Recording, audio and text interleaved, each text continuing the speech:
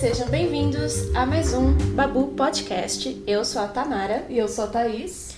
E o assunto de hoje é... Babu indica cinema sul-coreano.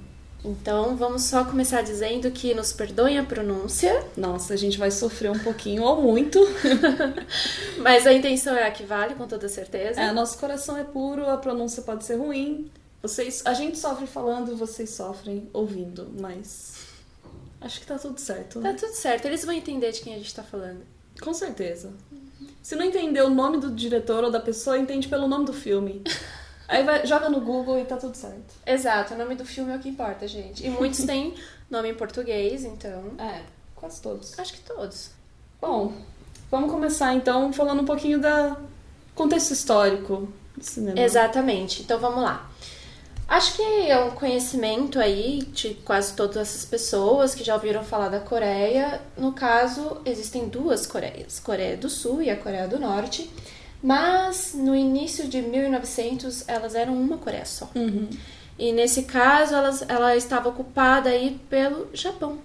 Exato. O Japão ocupou a Coreia até o final da Segunda Guerra Mundial. Então a gente não pode dizer aí que existia uma produção cinematográfica por conta dessa ocupação, mas depois também ficou meio assim, porque na década, ali na década de 50 veio a Guerra das Coreias. Exato. Foi aí que elas se separaram. Houve essa ruptura ideológica. E sobre a Coreia do Norte a gente não tem muito o que indicar pra vocês. Então, como houve essa ruptura, a Coreia do Sul é a que a gente se refere, porque é ela que... tem aí as produções que nós assistimos e que é exportada, né, ao redor do mundo, porque eu devo dizer que nunca assisti nenhum filme da Coreia do Norte. Eu também. E eu duvido que seria com uma qualidade tão grande, porque eu acho que o cinema sul-coreano ele chegou num nível que todo mundo sabe da marca, né? Quando você fala, é um filme coreano, você nem fala sul-coreano, é um filme coreano. A pessoa, deve ser bom. Eu acho que aqui neste episódio a gente vai dizer muitas vezes, o filme coreano, o cinema coreano, mas vocês sabem que estaremos dizendo que é da Coreia do Sul. Porque tá tudo certo, né? Todo mundo concorda que quando se fala em cinema coreano só pode ser. Aí tem aquele cara, né? Não, mas tem um grande diretor norte-coreano que o cinema deve conhecer. Tipo, tá bom, cara. Não, mas por favor, indique. Se você souber, deixa nos comentários, manda pra gente, porque eu realmente nunca assisti nada da Coreia do Norte. Bom, mas enfim, sobre o cinema coreano, sul-coreano, acho que o primeiro que teve o grande marco no cinema sul-coreano foi em 1960, com o lançamento do filme Hallyu, né? Isso, aqui no Brasil ele tem a tradução de A Empregada. E a gente pode dizer que 1960 foi realmente um marco, porque o filme em si, né, ele marcou muito lá na Coreia, mas também na década de 50, por conta da guerra, a maioria dos filmes foram perdidos. Então a gente pode dizer aí que esse Hallyu chegou e ficou, marcou e foi exportado internacionalmente, né? Sim, ele é relevante até hoje, inclusive, né? Ele teve uma refilmagem. Teve em 2010. Exato. E ele também influenciou muito o Bong Joon-ho, que é o diretor de Parasita. Diretor e roteirista de Parasita. Exatamente. Ele já afirmou que uma das grandes inspirações dele é o roteiro de Hallyu, né? Uhum. Então é um filme que fica aí já essa indicação. É interessante assistir e ver como que é uma produção no cinema clássico, né, de um país tão diferente da gente.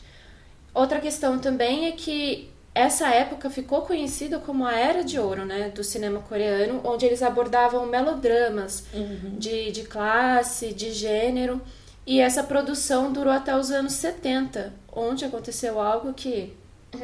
aonde não aconteceu, praticamente, né? Era tipo da moda. Se você não tinha, você era o excluído do grupo. Tipo, poxa, como assim? Como você não tem? Que é o quê? Uma ditadura? A ditadura. Exato. Então.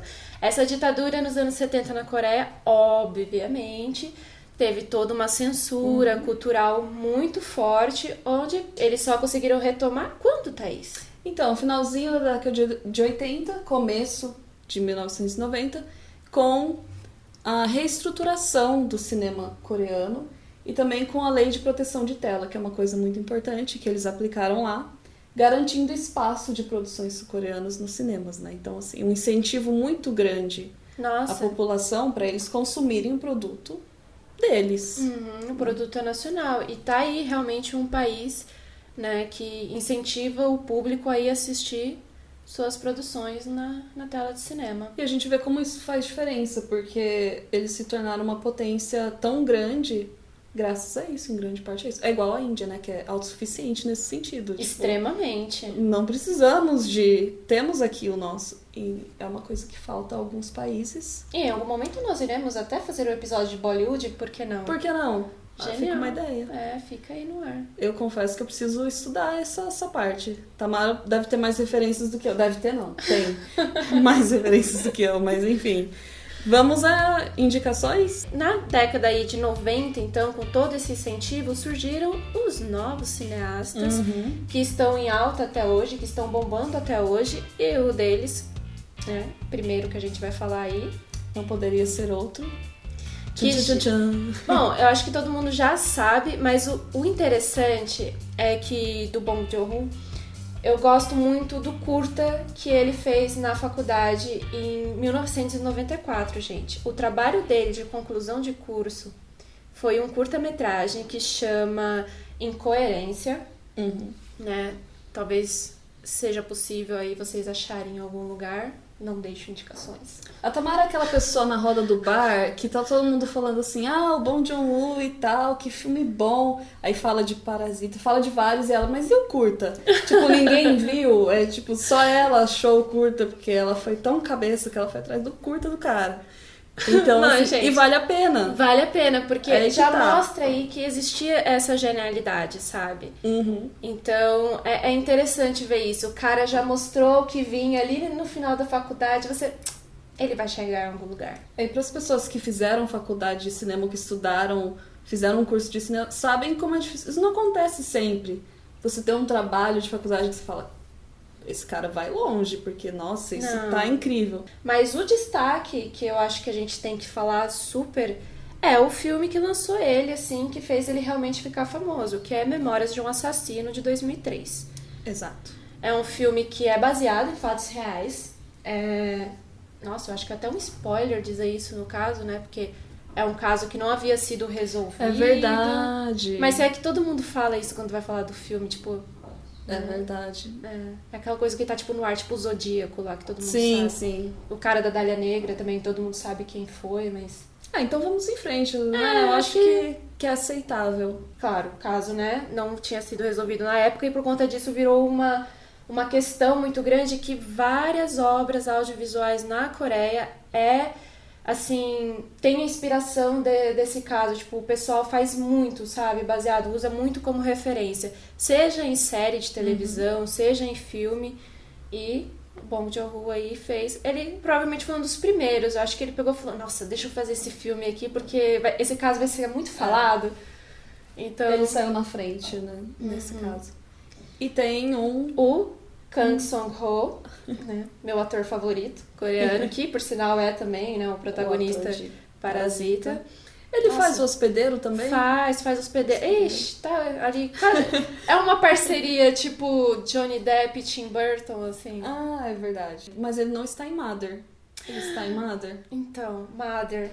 Chegamos ao ponto da indicação de Bong Joon-ho, que é meu filme favorito dele, gente. Mas tem um problema. O único problema desse filme é o nome do filme, porque infelizmente tem um outro Mother que saiu depois, né? Que é do Darren Aronofsky, com a Jennifer Lawrence.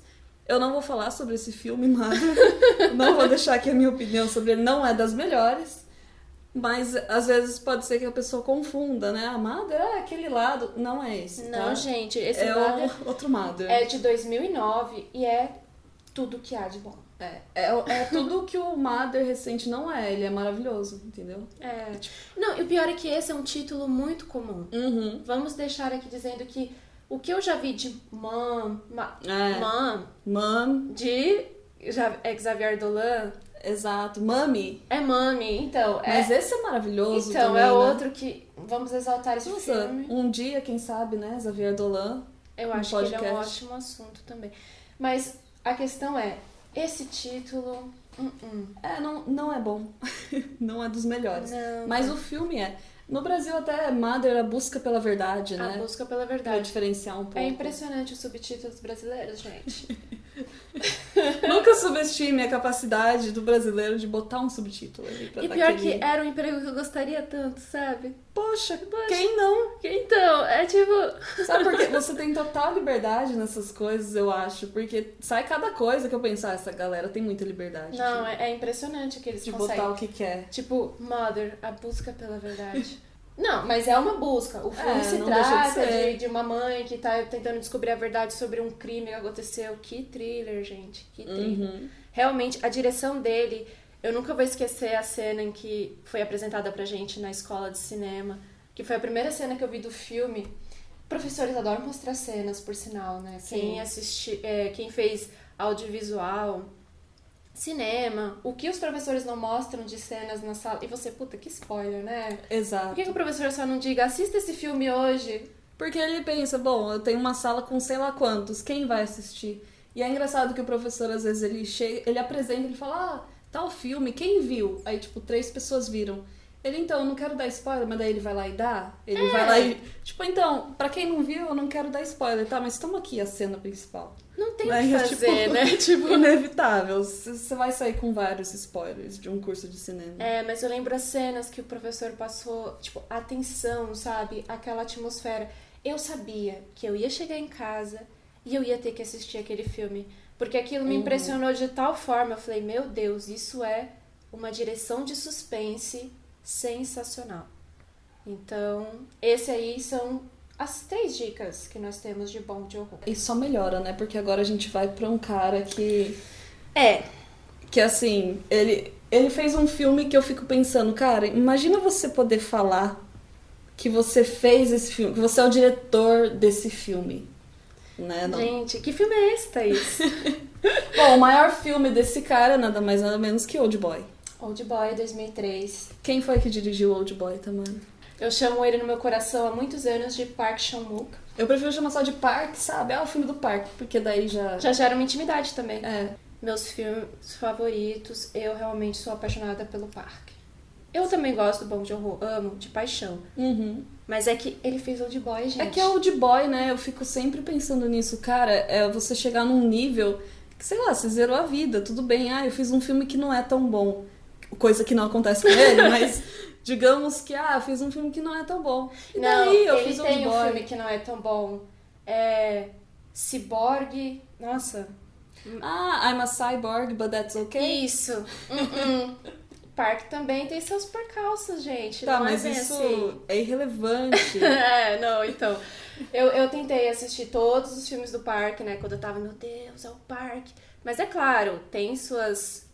Não tão pérolas, tem né? umas coisas que são instáveis. Mesmo porque não dá pra todo filme ser um old boy, né? Não dá pra todo Exatamente. filme você terminar e falar, caramba, que coisa maravilhosa. Não dá. E olha que a trilogia da Vingança dele é incrível. Por sinal, Vingança é uma coisa que, assim, circunda de forma Total. absurda. E foi, na verdade, o que destacou muito o cinema coreano pro mundo todo. Foi essa questão de filmes da vingança. Porque eles fazem muito bem E é a história. questão do sangue, da violência. É bem gore, dependendo do... É assim... Ninguém faz como ele. Tarantino é a referência dele, né? Tanto que ele cita as referências dele, são todas quase 90% de cinemas coreano e diretores assim. Mas ele tenta, né, gente? Porque a violência, a questão do sangue... Ele é um juvenil perto dos diretores coreanos. Ele é tipo, lá vem o garotinho. Então, tipo, mas ok, não tô, né? Então, mas eu acho que tem muito essa coisa enraizada.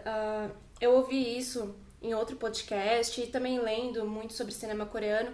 Essa coisa enraizada nessa nova geração, né? Agora dos cineastas, desde os anos... Nova geração, desde os anos 90, no caso. É uma população, vamos dizer, que sofreu aí muito no último século, vai. Assim, Exato. o que eles sofreram com a ocupação japonesa, depois veio a Guerra da Coreia, veio ditadura. Então, assim, eu acho que eles têm muito essa questão, sabe? Faz sentido. Então eles estão aí pra se vingar, geral. Estão fazendo muito bem. E estão fazendo muito bem. Podem continuar tranquilamente. Do parque, eu preciso dizer que se eu não me engano, é o primeiro filme que destacou ele na Coreia, foi nos anos 2000, que é Zona de Risco. Gente, esse filme merece destaque, porque, tá aí meu ator favorito também, Kang Song-ho, está neste filme incrível, com o Lee Byung também, Lee Byung que é um outro ator que eu gosto bastante também. Eu não sei se vocês sabem, mas assim, quando o assunto é cinema coreano, a Tamara não se compara. Se você tá pensando aí, amigo, eu já vi. Aí você fala com a Tamara e você pensa, eu acho que eu não assisti nada. Eu descobri o cinema coreano quando a gente teve a aula, eu e a Thaís tivemos essa aula na escola de cinema, em 2010? Foi por aí, 2011. 2010, 2011. E desde então eu continuei assistindo, sabe? O professor lá mostrou, falou sobre Old Boy, falou sobre Mother. E eu falei, são filmes que eu tenho que assistir quando chegar em casa. E desde então eu não parei, assim, realmente... Mas é aí que tá, você pensa de 2011 até 2020, uma pessoa que não parou de ver cinema coreano. Não, porque tá entendendo, tem todo um repertório muito grande. É muito bom, e realmente Zona de Risco tá explicado porque ele se destacou lá com esse filme, porque... E se trata sobre, tem um conflito ali da fronteira, né, da Coreia do Sul com a Coreia do Norte, que, nossa... Que filme sensível, gente. É muito bom mesmo. Ele é um diretor que ele tem uma variedade, né, de filmes, assim, diferentes temas até, diferentes modos, porque o próximo dele fez muito sucesso também, o próximo que a gente vai citar. Sim. Fez que, muito por sinal, sucesso. é o último que ele dirigiu, assim, de filme, né? Porque o último trabalho dele foi uma minissérie, no caso, muito boa, a direção dele é fenomenal, mas também nem foi na Coreia, então... Mas esse último filme que a gente vai indicar é... A Criada, The Handmaiden. Isso, 2016. Que é um filme que, assim, eu não esperava. Eu não imaginava que seria isso. Eu fui ver o filme normal, assim, e, cara, é muito bom. É muito bom. E é a adaptação de um livro que nem é coreano, nem nada, né? Que é o Fingersmith. Fingersmith.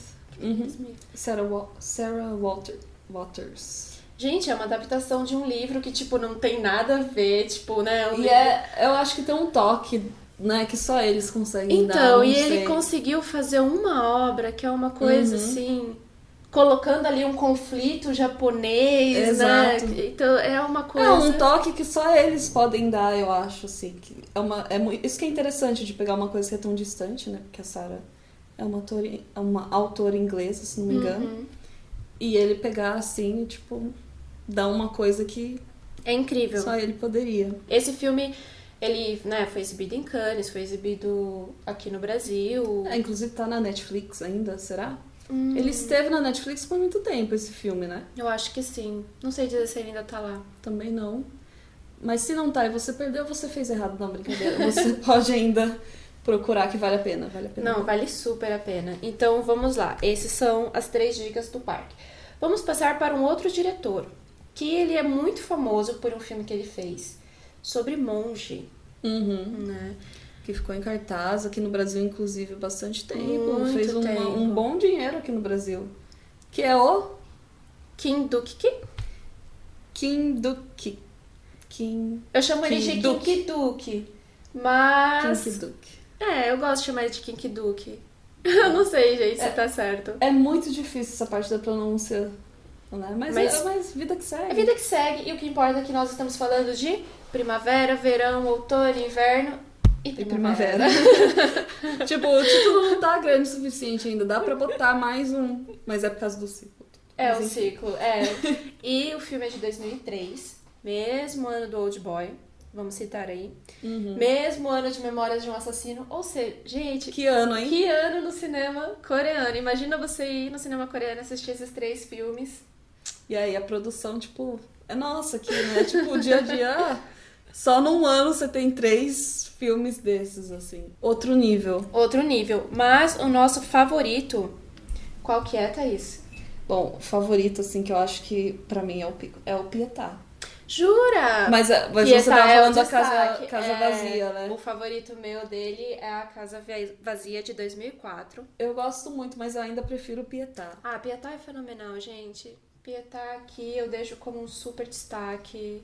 Porque o Pietà, né, tem toda a história toda e aquele final, enfim. O final. O final é algo que você fica, meu Deus, só um cinema. Eu tô falando muito isso, mas só um cinema coreano poderia me dar aquele final. Pietá é uma referência de mãe, né? Vamos dizer aí, tem toda uma questão aí da Madonna, da mãe, Mother. Eu acho que a lição que fica é a Tamara nunca vai chamar nenhum filme dela, nem de Mother, nem de mãe, nem de mami. Nem de nada relacionado à mãe. Mas nunca, jamais. Não tem como, né? Acho que já passou... Gente, tem filme indiano que chama Mom. Tem muita referência. Tem muita referência. Mas Casa Vazia é maravilhoso também, com certeza. É um filme que você não sente, apesar de ser um filme que não tem tanto diálogo e tal, mas nem importa tanto. Porque tá sempre acontecendo coisa ali, tá sempre movendo a história. Ele é um diretor que ficou em alta durante, acho que toda a década aí de 2000 até 2010. E depois ele ficou um pouco mais esquecido, no sentido de que ele continuou produzindo muito lá na Coreia, né? Tá saindo o filme dele direto. Mas eu acho que os filmes dele não foram tão exportados mais, né? Internacionalmente ele deu uma caída. Ele deu, e é uma pena, porque... Eu acho que ele continua produzindo obras muito relevantes, coisas muito boas. Diferente do Park e do Bong Joon-ho, que eu acho que estão em voga e continuam exportando as produções dele bastante, assim, sendo exibido aqui no Brasil e tudo, no circuito comercial. O Kim, ele, se for pensar, o último dele internacional foi o Pietà, né, assim, de grande sucesso, foi o Pietà que ganhou em Veneza e tal, e aí e esse foi de 2012. Né? Então. E a partir daí... Ele até fez um que chama A Rede, né? Que é, acho, The Net. Que é a história de um pescador norte-coreano. Mas eu já não sei dizer se ele foi exibido comercialmente aqui no Brasil. Eu não ouvi falar. Então. Então também não saberia dizer. Mas, assim, ele é um diretor muito interessante. E se você não conhece... Tem que conhecer. Tem que conhecer, porque eu acho que ele faz parte desse novo cinema coreano, a essência tá ali. E tem um outro diretor que o pessoal não fala muito dele, que é a nossa quarta indicação. E é uma pena, porque é que eu acho que as obras dele não foram tão premiadas. Então, quando você tem um diretor que não ganha muito destaque em festivais internacionalmente, o que acontece? Ele pode ser muito famoso e popular no seu país, mas fora dele... o seu nome ali não é tão conhecido assim. Que é o caso do Kim Ji-won. Vamos chamá-lo assim. Vamos chamá-lo de Kim. Ah, não, já tem o Kim. Já tem o Kim. Ki-duk. Já tem o Ki-duk. Vamos chamá-lo de Ji-won. Vamos chamar de Ji-won. Eu destaco dele, acredito que seja um dos primeiros filmes, se não o primeiro, que é o Tudo em Família, de 98. Quem que tá nesse filme, filme? Quem que tá? Tá novinho, eu quase não reconheci, fiquei em choque, falei, meu Deus, uma criança. E é porque ele tá novinho e ele é ali parte da família, ele não é, né, ele não tá no primeiro plano. Ele não é o pai, tipo, ele é o filho, assim, é muito estranho ver um personagem que tá sempre sendo adulto, sendo, sabe, o pai de família ou alguma coisa... Esse ator que a gente tá falando é o pai no Parasita, tá, gente? Parasita. É por isso que a gente tá falando dessa questão. A gente sempre costuma ver muitos filmes dele dos anos 2010 pra cá. Então é isso que eu tô falando, ele tá sempre adulto, mais velho. Então vê-lo numa produção onde ele é tipo um jovem, talvez de 20 anos... Esse filme é engraçado porque, pelo menos pra mim, é um exemplo de filme em que as coisas vão acontecendo e você vai assistindo e pensando, meu Deus, mas vocês todos estão tomando decisões erradas? E isso é uma coisa que existe muito no cinema coreano. Eu acho super válido a gente dizer isso aqui, porque é uma coisa que tem até em Hallyu. E vem, acho que já desde Hallyu, tipo assim, atitudes que os personagens vão tomando, e você fica, gente, mas moralmente, tipo, de ética, tá tudo errado. E você não entende por quê, sabe? Essa coisa, a insistência no erro e essa bola de neve que vai virando. Eu acho que é porque também a gente tá vendo de fora, né? Mas mesmo quando a gente tenta se colocar, a gente fica, não, mas eu nunca. Não tem como. Só que é aquela coisa pessoal, né? Mas eu acho que é uma coisa surrealista também. E eu acho que o cinema sul-coreano, ele tem essa pegada surrealista. Não surrealista no sentido muito abstrato da história, da coisa. Mas das atitudes dos personagens. Que é meio até, eu acho que é até pra provocar ou pra testar o público, assim, de, tipo, tomar direções que você fica, tipo, mas, né? Que é meio que de propósito mesmo. Assim, É super de pensado pra propósito. isso. É muito interessante, gente. E isso tá presente, assim, até nos filmes vinganças. Realmente, se você parar pra pensar, tá, tudo que é filme existe. Até mesmo na questão do Parasita, né?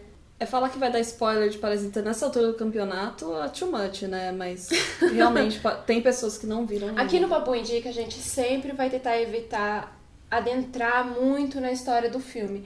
A gente só joga um petisco. Aí fica com você, porque Exato. eu sou uma pessoa que não gosta de spoilers, então... Quando a pessoa me indica, né, que ela fala que não, é muito bom, você tem que ver, eu acredito normalmente. Eu fico, não, eu vou ver, porque se for ruim, eu já desconsidero a opinião daquela pessoa. Mas, assim, eu acho que a gente tá indicando não sei quantos filmes, né? Mais de 10. Se eu te garanto que 5... a metade aí... A metade você vai falar, não, realmente é muito bom. Valeu super a pena. Não tem como, não tem como. E um que vale muito a pena é o meu favorito desse diretor, Sim. que é Eu Vi o Diabo, de 2010. Que tem um nome ótimo, eu adoro o nome desse filme. Esse título é genial. Eu Vi o Diabo. Começa já pesado e só vai... E, cara, pra mim esse filme é aquela coisa do Tarantino, tipo, Tarantino sonha, né? De ter uma história que... Gente, eu não tô dizendo que eu não gosto do Tarantino, tá? Tô só... Eu também gosto do Tarantino, gente. Só uma brincadeira. Porque tem aquela questão da história que te envolve e aí chega no final você, putz... Exato. É muito bom. É muito bom. E vários desses diretores são assim... Ele tem Bittersweet, né? No caso... Doce Vingança, eu acho que a tradução desse filme ficou Doce Vingança. Esse eu já não gosto tanto. Por sinal, é com Lee Byung, assim como Eu Vi o Diabo, é com Lee Byung. É um outro ator muito famoso na Coreia e que faz diversos filmes assim com esse diretor.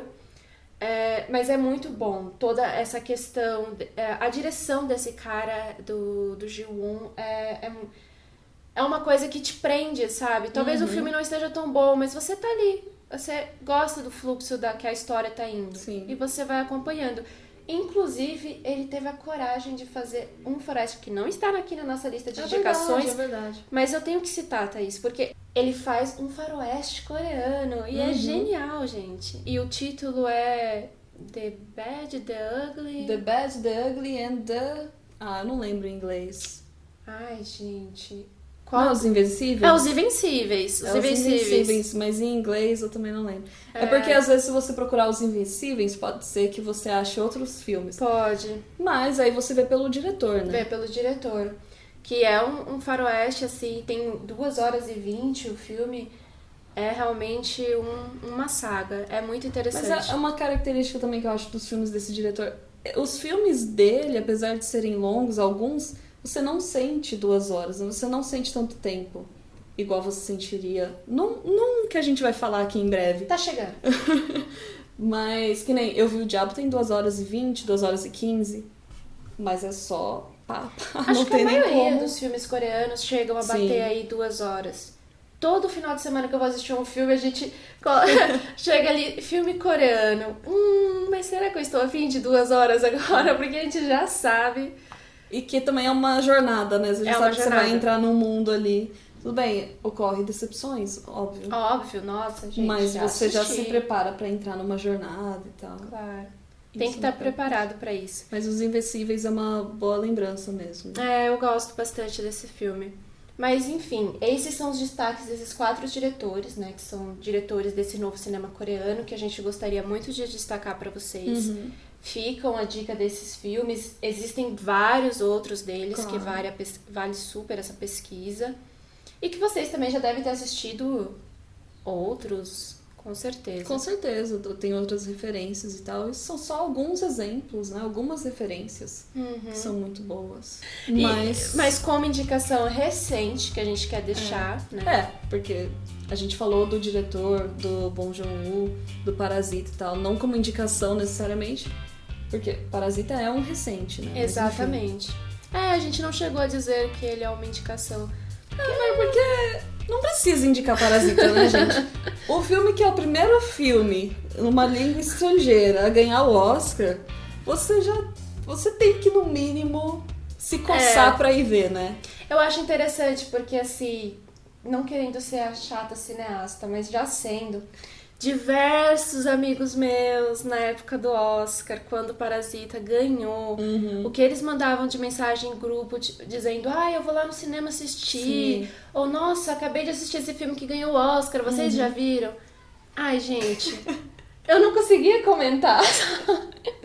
A pessoa que já viu, né, quando saiu, tipo, quando eu vi não tava nem indicado. Não, né? quando eu assisti, tipo, o filme não tinha nem lançado no Brasil. Mas é aquela coisa que é, tipo, irrelevante pro seu amigo. Ele tá animado. É tipo a pessoa que chega atrasada no rolê, todo mundo já tá, tipo, na saideira.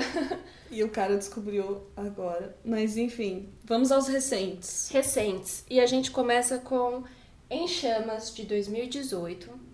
É um filme que eu quero destacar ele porque ele teve muito destaque aqui no Brasil. Ele ficou bastante tempo em cartaz, foi exibido em algumas salas aqui em São Paulo. Inclusive, ele foi escolhido pela Coreia do Sul para representar a Coreia no Oscar. Não chegou a ser indicado, mas ele foi o escolhido como representante. Ele teve um destaque em Cannes também. Sim, ele concorreu à Palma de Ouro. Ele concorreu à Palma de Ouro. E é um filme que ele tem 2h30 e você sente. E você sente 2h30. Eu, sinceramente, achei que o filme não precisava ter 2h30.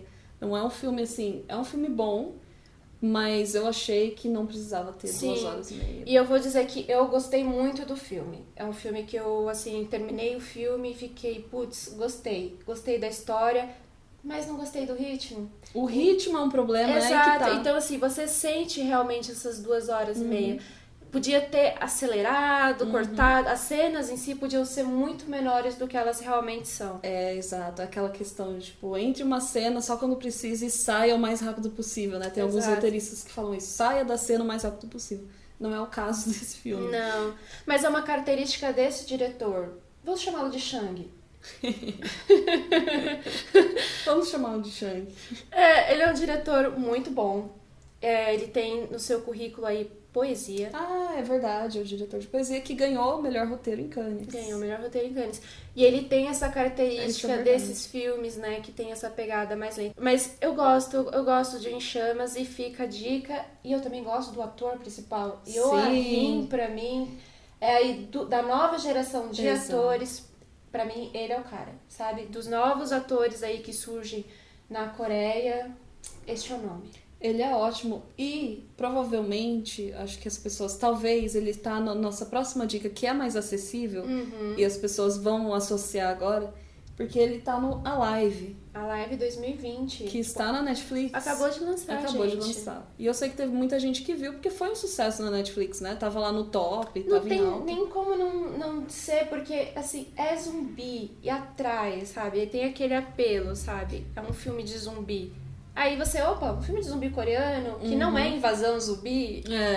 Por sinal, esse título é horrível, né? Porque chama Trem para Busan. Enfim, mas os dois foram um grande sucesso. E esse Alive é engraçado, porque às vezes eu tenho isso, um filme de zumbi de novo, ai meu Deus. Mas esse, ele consegue trazer coisas novas, né? Ele consegue trazer uma coisa que, tipo, é mais interessante. Exato, e tem uma coisa nisso de zumbi da Coreia que, né, eu sempre bato nessa tecla que eu tava muito saturada dessa coisa de zumbi. Ainda mais sendo uma pessoa que assistiu The Walking Dead e abandonou. Que susto, achei que você ia falar que terminou, que eu ia falar, meu Deus, essa série não tem como... Foi Nossa, necessário Tamara, abandonar. as pessoas vão jogar um hate agora, porque tem muito fã essa série. Fãs, assim... Não, mas gente... hardcore, mas não dá pra mim, não dá. Não dá. E assim, eu tive que abandonar e eu tava muito saturada de zumbi. E aí eu descobri essas produções sul-coreanas de zumbi e é um refresco. É uma coisa que você fala, gente, existe um outro tipo de zumbi, um zumbi rápido. O zumbi rápido. Um zumbi violento. Um zumbi que faz mais sentido até, né? Exato, e é um zumbi que se entrega. Assim, se entrega, é ótimo. Não existe. Assim, eu fico impressionada. Não existem coadjuvantes, assim, figurantes, no caso, que fazem o papel tão bem como esses coreanos, gente. O que eles fazem com o zumbi? Como zumbi, né? Aquele Train to Busan lá, que é Invasão Zumbi, né? Ele traz essa coisa nova também dos zumbis. Ah, se eles não te vê, né, no trem lá, de cobrir. Eles estão lá, mas se ele não te vê ali, já tá de boa e tal. E existe, assim, zumbi é ficção, gente. Dá pra se inovar, dá pra se trabalhar. E de Last of Us. Meu Deus. Então assim... Né? Não precisamos seguir aí a Noite dos Mortos-Vivos a vida toda, Mas sabe? Last of Us usa a questão de infectados, né? Não são zumbis. É aquela coisa, tipo, todo mundo tá bom, a gente aceita, mas é zumbi, sabe? É zumbi, gente. Extermínio, tudo zumbi. Pandemia, epidemia, né, que teve, infectaram as pessoas. Ok, tudo bem, a gente aceita. Tem os níveis de infecção, mas... E Alive é um filme que, assim... É feito num lugar, num prédio, num condomínio. E eu achei tão incrível, porque é um filme que se passa inteiro ali num prédio. E você fala, gente, que bacana. Porque não precisa explorar a cidade, não precisa, sabe, ir muito além. Você não precisa botar seu personagem numa jornada, atravessar... Ele tem que atravessar todo aquele mar de zumbis pra chegar no... Tipo, tem ajuda na cidade e tal, sabe? Não. Sempre, né? É sempre uma jornada e você vai passando por 1 milhão de zumbis. Não precisa disso. Simples. Exatamente. Às vezes é a melhor opção. E é tipo zumbi no mundo atual, né? Questão de rede social, internet, né? Que tem... O nome do filme é Hashtag Alive, Hashtag Alive. Então, eu achei muito bom. É claro, esse filme, ele é... Todo mundo fala, mas qual que veio primeiro? Porque tem um filme que chama Alone, né, que é... Eu acho interessante isso, porque os filmes, eles foram feitos simultâneos, gente. É um tipo de colaboração que eu não conhecia, não conheço outra referência, assim, de duas pessoas que fizeram o filme paralelamente, dessa forma. Eu achei muito interessante, não sei nem como eles conseguiram esse contato, essa coisa. Eu também fico me perguntando, assim, o quanto isso acrescenta ou não também, né? É muito diferenciado, só que, né, teve aí uma sagada muito grande na questão do filme coreano, diferente desse americano, que foi comprado pela Netflix. Então, assim, destacou o filme. Diferente do outro, né? E aí eu vi alguns comentários das pessoas que estão assistindo esse Alone falando, mas gente, esse é um remake? Entendeu? Essa questão do remake que eu quero dizer. E não é um remake. Um filme não é o remake do outro. Eles meio que são irmãos gêmeos. Por que não sabemos? Não, é muito estranho. Mas é interessante. Não assisti Alone. Também não precisa, né? Não precisa. O outro tem o Yoahin, tipo, pelo amor de Deus, não vamos entrar em detalhes a mais. Exato. Vai de gosto, né? Mas eu acho que não precisa também. Então esse foi o nosso Babu Indica Cinema Sul-Coreano. Não esquece de seguir a gente nas plataformas. A gente tá no Spotify, Deezer e Google Podcast. Isso, para não perder nenhum episódio dessa temporada.